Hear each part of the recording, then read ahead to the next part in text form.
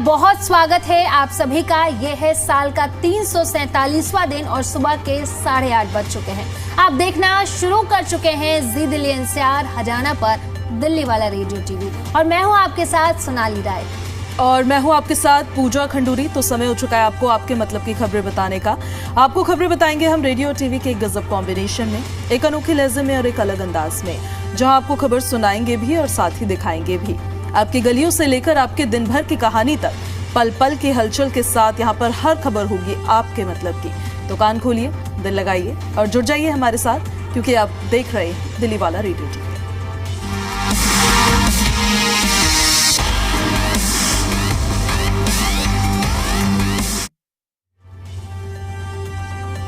तो पूजा, शुरुआत करते हैं उस परेशानी से जो दिल्ली वाले हर रोज झेल रहे हैं, यानी कि प्रदूषण से लगातार देखा जा रहा है कि किस तरीके से दिल्ली में प्रदूषण का स्तर बढ़ता जा रहा है। और आज तो कई ऐसे इलाके हैं जहां पर AQI जो है वो 400 के पार दर्ज किया गया है। पूजा, बिल्कुल, दिल्ली एनसीआर की हवा देखिए काफ़ी ज़्यादा जहरीली बनी हुई है और कई इलाकों में तो AQI जो है वो 450 के करीब पहुंच चुका है। ऐसे में दिल्ली की पब्लिक के लिए ये परेशानी का सबब ज़रूर बना हुआ है। वजीरपुर में, जहांगीरपुरी में, विवेक विहार में यहाँ पर हवा की क्वालिटी बहुत ही ज़्यादा ख़राब है। आनंद विहार, रोहिणी, अशोक विहार में काफ़ी ख़राब है एयर क्वालिटी।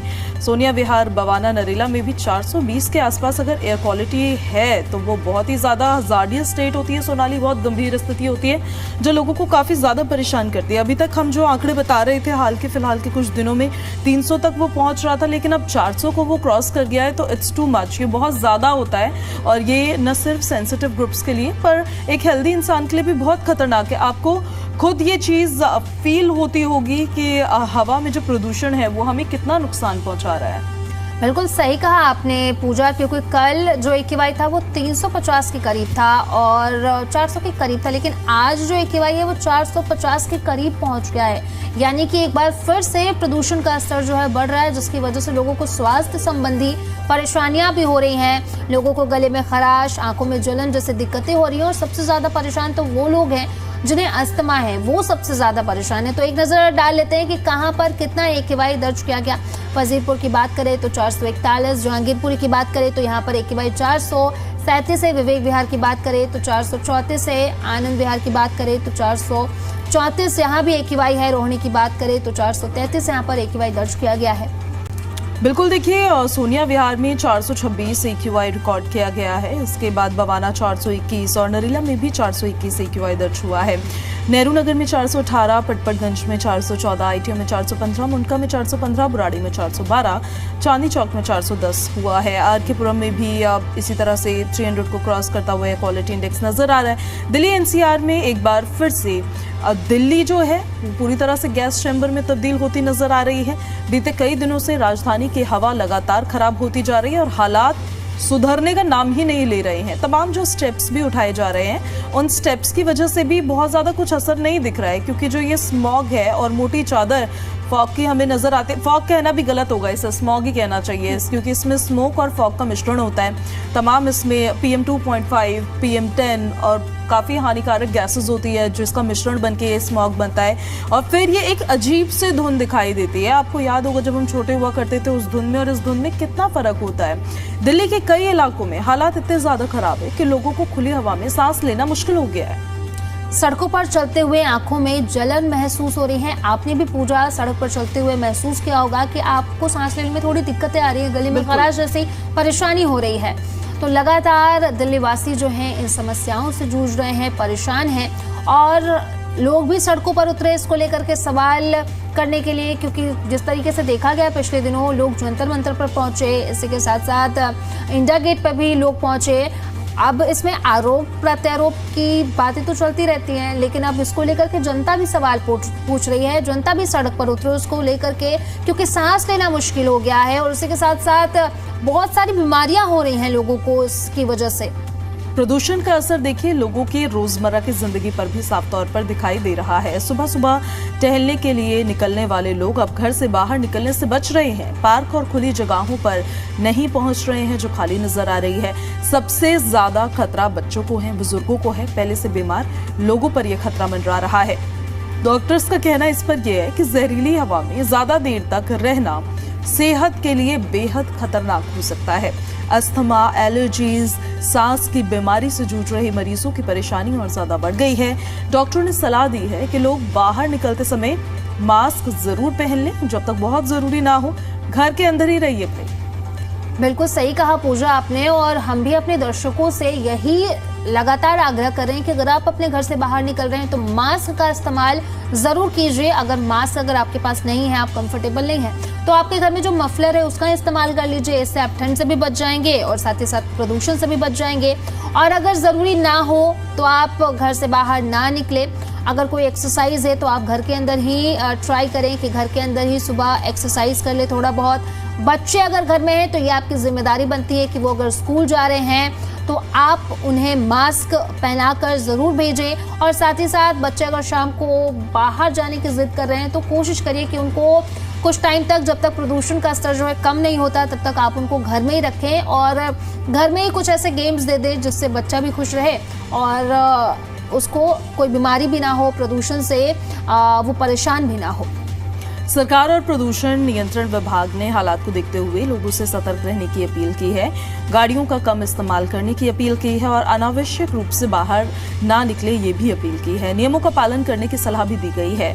प्रदूषण को कम करने के लिए सही कदम उठाए जा रहे हैं, ऐसा उनका कहना है, लेकिन उसका असर बहुत ज्यादा नजर नहीं आता है। जैसे सड़कों पर पानी का छिड़काव किया जा रहा है, निर्माण कार्यों पर निगरानी और ज्यादा बढ़ा दी गई है, कंस्ट्रक्शन, डिस्ट्रक्शन सब पर नजर रखी जा रही है, धूल उड़ने से रोकने की कोशिश की जा रही है। लेकिन इन प्रयासों के बावजूद हवा की गुणवत्ता में अभी तक कोई सुधार सोनाली नजर नहीं आता है।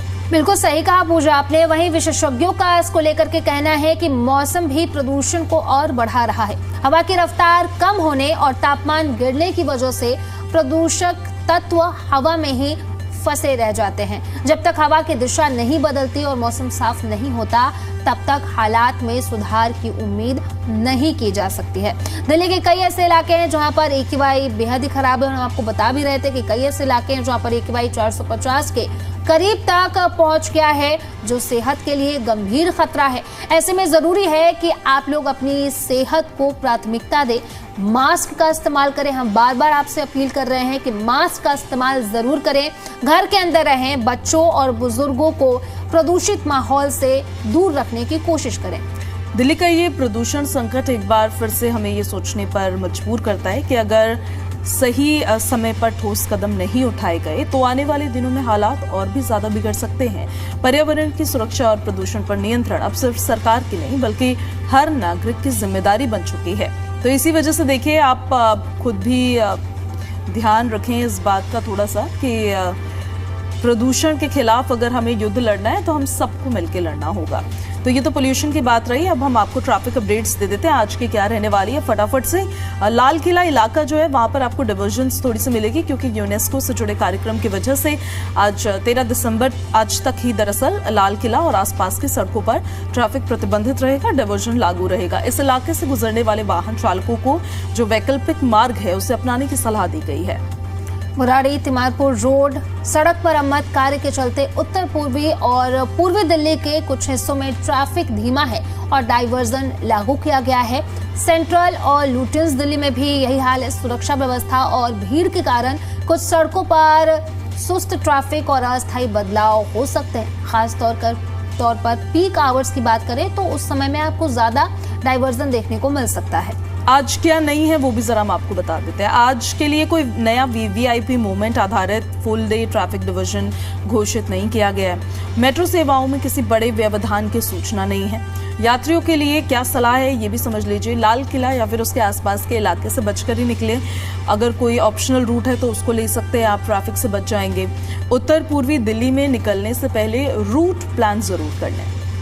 निकलने से पहले दिल्ली ट्रैफिक पुलिस के एक्स यानी कि पूर्व ट्विटर हैंडल है, वहां पर जाएं और जरूर एक बार चेक कर लें। साथ ही साथ गूगल मैप्स का भी आप इस्तेमाल कर सकते हैं। तो अगर आप घर से बाहर निकल रहे हैं, आज तो हालांकि बहुत लोगों की छुट्टी होगी, सैटरडे है, लोग आज घूमने जाएंगे, मूवी देखने जाएंगे, लेकिन फिर भी अगर आप लेट नहीं होना चाहते हैं और ऐसा ना हो कि मूवी आधी निकल जाए उसके बाद आप पहुंचे फिर आपका मज़ा ख़राब हो जाए, इससे बेहतर है कि आप एक बार चेक करें गूगल मैप या फिर जो ट्रैफिक पुलिस के जो एक्स अकाउंट है वहाँ पर जाएं, ऑफिशियल अकाउंट पर, वहाँ पर चेक कर लें और तभी आप अपने घरों से बाहर निकलें। ट्रैफिक डाइवर्जन क्या है वो हम आपको बता रहे हैं कहाँ कहाँ पर है। जैसे लाल किले का हमने आपको बताया है कि लाल किले के आसपास ट्रैफिक धीमा रहेगा और वहाँ पर डाइवर्जन लागू किया गया है। सेंट्रल दिल्ली में भी अगर आप सेंट्रल दिल्ली से गुजर रहे हैं तो वहाँ पर भी ये आपको देखने को मिलेगा। ल्यूटियंस दिल्ली में भी आपको चेक करना होगा। सुरक्षा व्यवस्था और भीड़ की वजह से कुछ सड़कों पर ट्रैफिक और अस्थायी बदलाव हो सकते हैं, तो इसलिए सबसे इम्पॉर्टेंट तो ये रहता है कि आप अपने घर से बाहर निकल रहे हैं तो आप गूगल मैप्स को चेक करिए। अब उसमें आपको पता चल जाता है कि आपको कितना वक्त लगेगा कहाँ पहुँचने में। और एक और उसमें फीचर होता है जिसमें आप जाकर देख सकते हैं कि फ़र्ज़ कीजिए आपको निकलना है कल किसी एक स्पेसिफिक टाइम पर और आप चेक कर रहे हैं आज, उसके हिसाब से आप अपना पूरा शेड्यूल प्लान करेंगे। तो उसमें आप क्या कर सकते हैं कि एक जो टाइम होता है डिपार्चर और अराइवल वाला टाइम, उसको भी डालकर चेक कर सकते हैं, तो आपको पता चल जाएगा कि उस टाइम पे आपको कितना ट्रैफिक मिलेगा। जैसे अगर आज मैं सुबह 6 बजे सोनाली चेक कर रही हूँ तो ऑब्वियस सी बात है कि अगर मैं अभी चेक करूंगी तो मुझे उतना ट्रैफिक नहीं शो होगा क्योंकि सड़कें खाली होती है सुबह के टाइम पे। लेकिन आपको कल निकलना है अगर पीक आवर्स में तो फिर आप वही टाइम डालिए तो आपको पता चल जाएगा। गूगल मैप से बड़ा फायदा रहता है इस चीज़ को लेके। आप अपना आगे के दिन का भी शेड्यूल जो है वो प्लान कर सकते हैं अगर आपको कहीं निकलना है या आना है जाना है तो। बिल्कुल सही कहा पूजा आपने। तो अगर आप भी आज घूमने का प्लान बना रहे हैं, जैसे कि कहा मूवी अगर देखने जा रहे हैं, तो आप एक बार गूगल मैप और जैसे कि पूजा ने भी अभी बताया आप उस टेक्नोलॉजी का इस्तेमाल ज़रूर करें, क्योंकि मेरे पास कार नहीं है तो मैं ज़्यादा इस्तेमाल नहीं करती हूँ। पूजा को ज़्यादा पता है, उन्होंने जैसा बताया आप एक बार करके देखिए और बिल्कुल टाइम पर आप इस तरीके से पहुँच सकते हैं। गूगल मैप का इस्तेमाल करिए, ऑफिशियल वेबसाइट पर जाइए ट्रैफिक पुलिस के और वहाँ पर जाकर के चेक करिए और उसके बाद आप अपने घर से निकलिए ताकि आप अपने गंतव्य स्थान पर समय पर पहुँच सकें।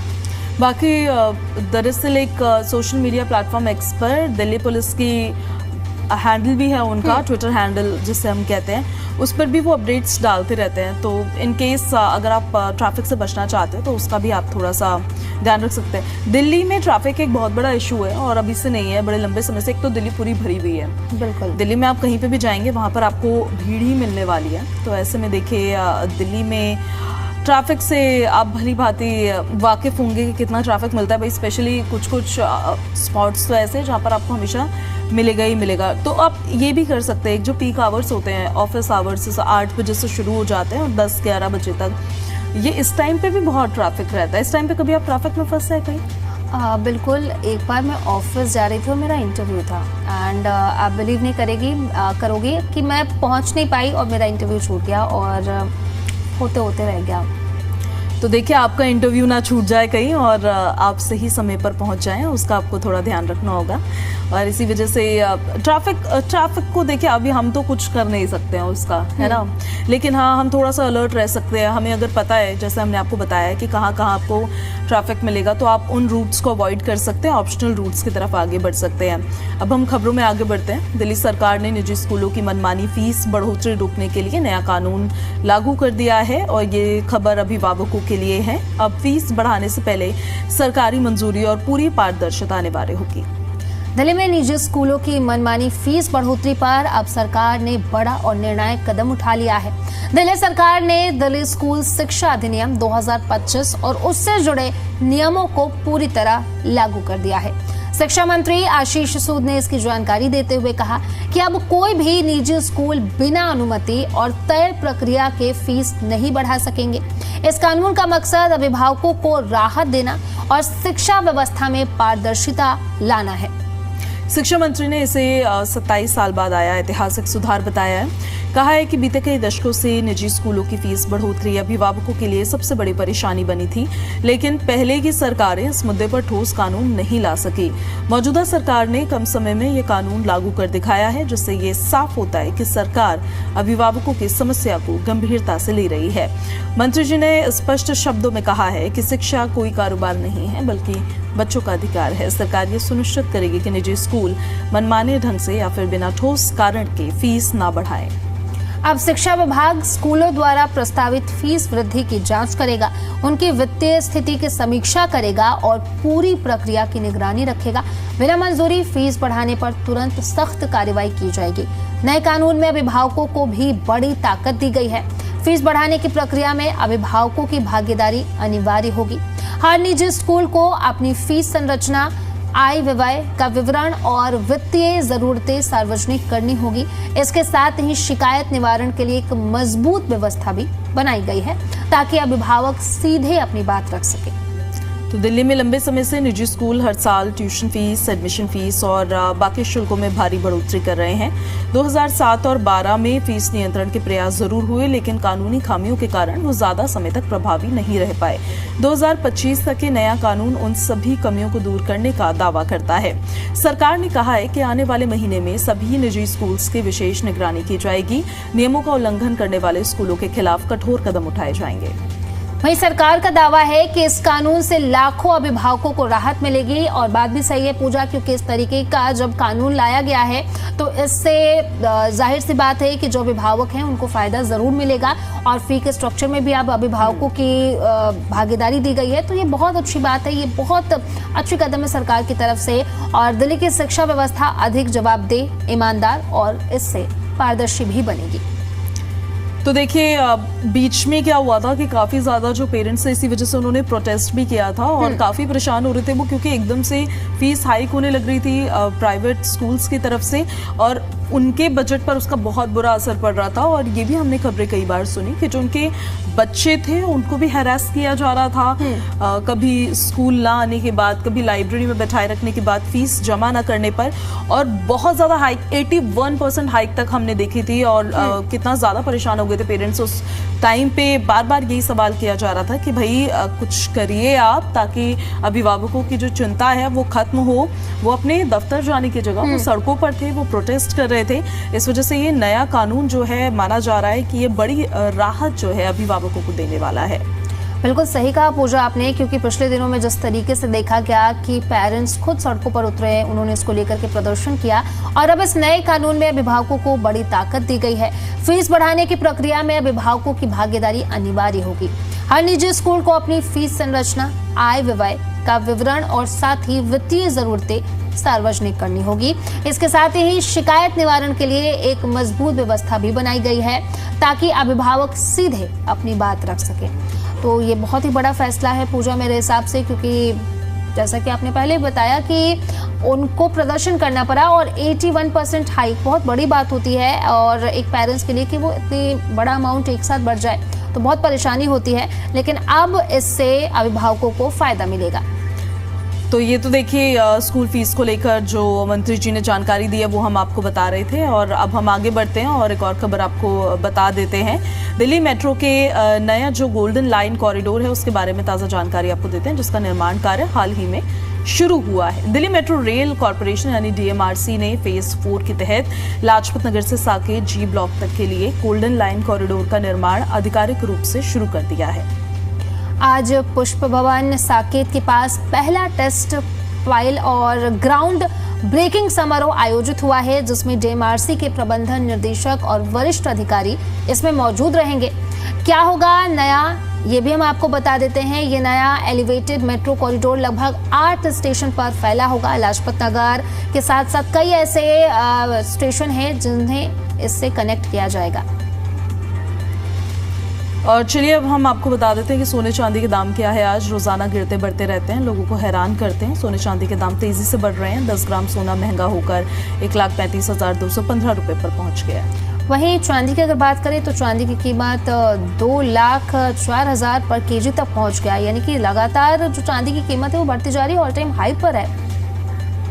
और अब आपको पेट्रोल डीजल के भी दाम हम बता देते हैं। आगे बढ़ते हैं। फ्यूल प्राइसेस क्या है आज वो भी देखिए। दिल्ली में पेट्रोल 94.77 पर लीटर, डीजल 87.67 पर लीटर, CNG 77.09 पर किलोग्राम है। अगर नोएडा की बात करें तो पेट्रोल की कीमत है 94.87 प्रति लीटर, डीजल की कीमत की बात करें तो 88 प्रति लीटर है। वहीं अगर CNG की बात करें तो इसकी कीमत है 85.70 प्रति किलोग्राम और गुरुग्राम की बात करें तो यहाँ पर पेट्रोल की कीमत है 95.65 प्रति लीटर, डीजल की कीमत लगभग 88.10 प्रति लीटर है और CNG की बात करें तो उसकी कीमत है 82.12। आज का इतिहास भी आपको बता देते हैं। प्रिंस ऑफ वेल्स ने बनारस हिंदू विश्वविद्यालय का उद्घाटन किया। 1981 में पोलैंड में सेना ने सत्ता संभाली। 2001 में लश्कर-ए-तैयबा और जैश-ए-मोहम्मद के आतंकवादियों ने भारतीय संसद पर हमला किया था, जिसमें कई सुरक्षाकर्मी और कर्मचारी शहीद हो गए थे। तो ये तो रहा देखिए आज का इतिहास और आपसे जुड़ी हुई हर खबर जो आपके काम की है। फिलहाल रुक रहे एक ब्रेक के लिए।